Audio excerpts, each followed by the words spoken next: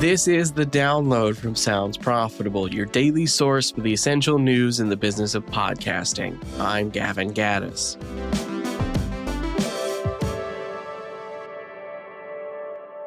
Here's what you need to know for today, Thursday, May 22nd. First up, digital audio revenue soars as broadcast radio remains flat.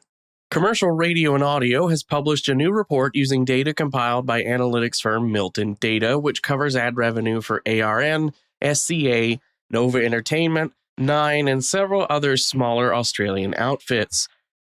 According to the report, Australian commercial radio networks hit $262.1 million Australian in quarter one, a 1.2% increase year over year.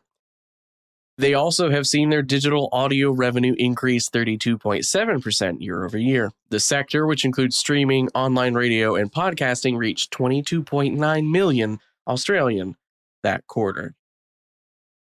Next up, UK audio listenership reports.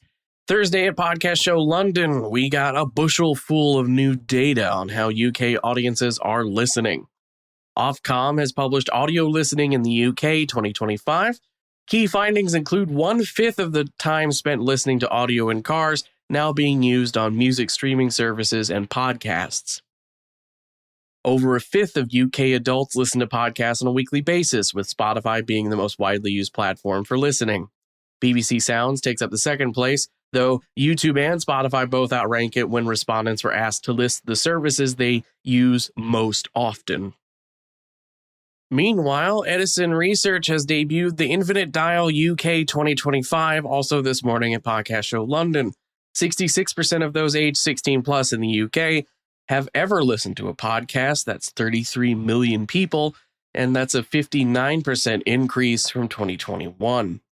As AdWiz Regional Director UK and Ireland Ollie Chadwick said, podcasting is no longer emerging, it has arrived. And for our final top story, Amazon joins the pre-bid party with its own adapter.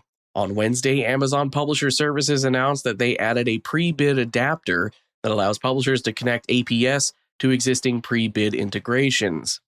With such a big player in the advertising space now hopping on board, this further cements pre-bid's place in becoming an industry standard.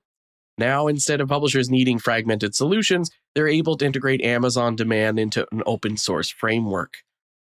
In a world where Google built their own alternative to open bidding, someone with Amazon's clout siding with the open source option is a good step forward for normalizing industry standards and open source solutions. As for the rest of the news, Podglomerate SVP of Marketing and Audience Development Joni Deutsch and podcast critic Alice Florence Orr are teaming up on June 12th at 2 p.m. Eastern Standard Time for a free webinar titled How to Get Your Podcast Reviewed by the Media.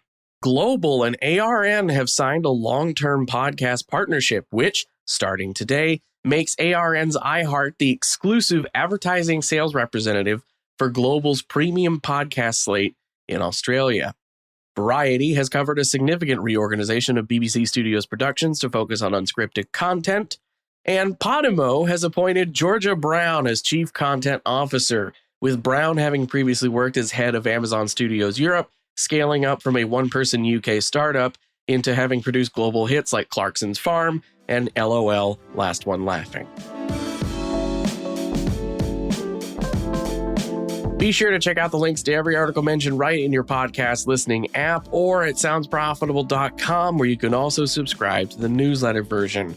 The Download is written and produced by myself, Brian Barletta, and Tom Webster. For Sounds Profitable, I'm Gavin Gaddis, and I'll see you tomorrow in our weekly recap.